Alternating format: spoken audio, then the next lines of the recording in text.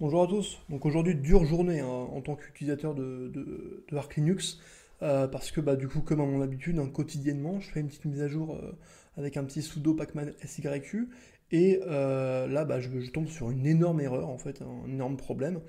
Je suis quand même heureux parce que j'avais jamais eu de gros problèmes en utilisant Arch Linux depuis quasiment un an, et là, il fallait que ça arrive, hein, c'est la première fois, d'accord.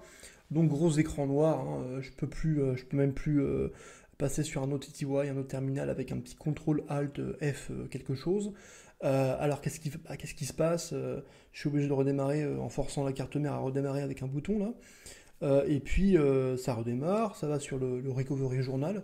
Ça prend un peu de temps évidemment, hein, parce que c'est comme si vous faisiez votre mise à jour et que vous aviez une coupure de courant en même temps. Le système il aime pas trop ça, donc évidemment que ça prend un petit peu de temps dans le recovery journal. Et là je me login, ça prend pareil un petit peu de temps, je me dis c'est un petit peu bizarre. J'arrive sur mon système, bon enfin, je suis un petit peu quand même rassuré. Et puis là, il n'y a plus de son. Donc là, je me dis c'est un problème avec ALSA quoi. ALSA utils sur Arch Linux. Donc je vais réinstaller avec sudo pacman s. Et puis là, je tombe sur l'erreur de pacman unable to log database. Donc c'est une erreur très simple à faire, hein, très simple à pas à faire, mais en tout cas à fixer quoi. Il fallait juste faire un petit sudo rm var lib pacman dblck, donc ce fichier là que vous voyez à remove. Donc j'aurais peut-être dû me poser la question pourquoi c'est ce fichier là qu'il faut remove, mais j'avoue que là j'ai eu la flemme, j'ai juste fait la commande et ça marchait, ça fait l'arquette. Sauf que là du coup dans pacman il me réinstalle bien AlsaUtils, mais il me flag aussi plein de fichiers en lib quelque chose qui sont marqués lib nanana is truncated, tout ça. Et là je remarque qu'en faisant la commande je remarque que c'était facile à remarquer parce que c'était dans les logs quoi. Donc c'était quand vous faisiez la commande, alors excusez-moi, hop, euh, lp non ld config, donc en sudo, les config. Là j'ai rien, mais en fait quand j'avais mes fichiers corrompus, j'avais tous mes fichiers corrompus qui étaient là, et je me suis dit oui du coup il faut que je réinstalle les packages associés à ces fichiers là. Et donc comment je détermine en fait les packages qui sont associés à ces fichiers là? C'est en faisant la commande sudo pacman f, et là vous mettez le nom du fichier et vous avez tout ça. Donc vous pouvez faire un petit sudo config dans out.txt. Et d'ailleurs je crois qu'en fait quand vous faisiez ldconfig, vous mettez un petit mot et après du coup le nom du package.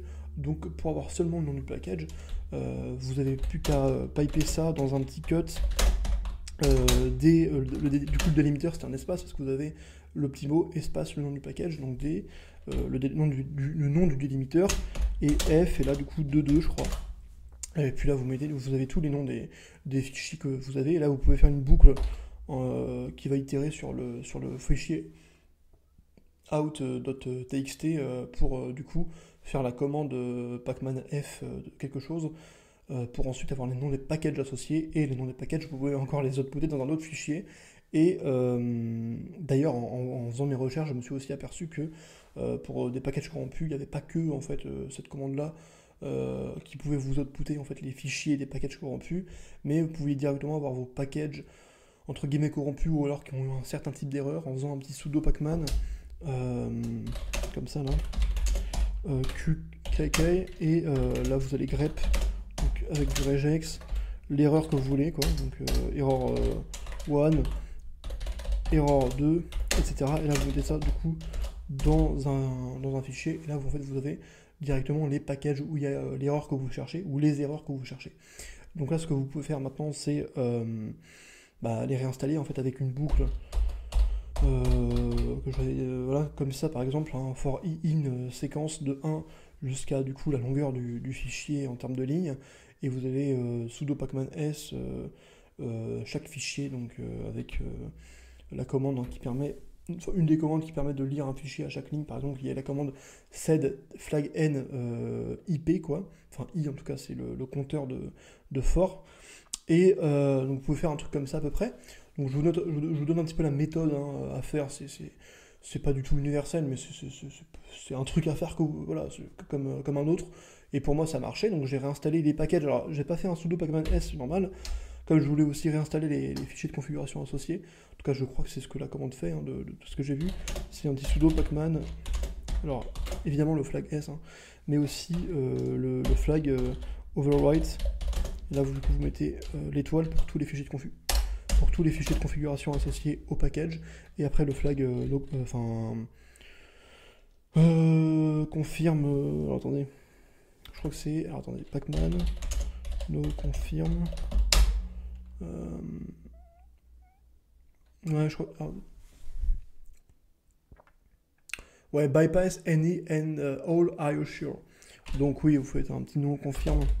Parce que je crois que du coup qu'à chaque fois où il va réécrire un fichier de configuration, il va vous poser la question voulez-vous vraiment réécrire ce fichier de configuration avec un yes et un no, alors que là du coup tout est directement répondu par yes et vous n'avez rien à faire.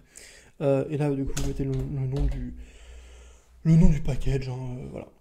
Donc pour moi ça marchait, hein, j'ai réinstallé ça comme ça et j'ai plus du tout les flags d'erreurs bizarres, tout marchait bien, mais pareil, plus de son. Alors là c'était autre chose, hein, c'était parce que la carte son n'était pas bien mise, elle était plus bien mise en tout cas, donc j'ai dû expliciter le fait de prendre cette carte son en créant un fichier de configuration dans ETC. D'ailleurs là c'est pour ça que vous voyez que je suis dans le dossier ETC. Alors pour lister vos cartes son, vous faites un petit apply par exemple, hein. Et là vous voyez que du coup vous voyez toutes vos cartes son, et moi je sais que la mienne, hein, c'était la carte 1 là, enfin générique, tout ce qui est générique, enfin je crois que c'est à chaque fois c'est la bonne en tout cas pour moi. Donc ce que j'ai fait c'est qu'on a créé créé un petit fichier dans ETC, hein, toujours asound.conf. Et là, dans Default, PCM Card et Default CTL Card, tout ce qui va faire qu'en fait, ça va être votre carte son par défaut. Vous mettez de l'index du coup de votre carte relativement à la ligne de commande apply.l. Donc moi, du coup, c'est l'index 2. Du coup, je crois que 0, du coup, c'est l'index 1 et 1, c'est 2. Je sais pas comment fonctionne à peu près l'API d'Alsa, mais ça doit être... en tout cas, les fichiers de configuration d'Alsa, mais ça doit être un truc comme ça. Et après ça marchait, et donc voilà, je voulais faire une petite vidéo simple comme ça pour essayer de vous faire gagner du temps dans vos résolutions de problèmes sur Arch Linux, quand évidemment ça doit arriver un jour, il y a un truc qui va déconner, puis il y a des packages qui vont être corrompus. Donc là en tout cas j'espère vous avoir donné des petits tips qui vont vous faire gagner du temps sur les résolutions des problèmes sur Arch Linux. Allez, au revoir, j'arrive avec les tutoriels sur R. Ça prend un peu plus de temps parce que j'ai eu des aléas, mais là ça va arriver tranquillement. Allez, salut.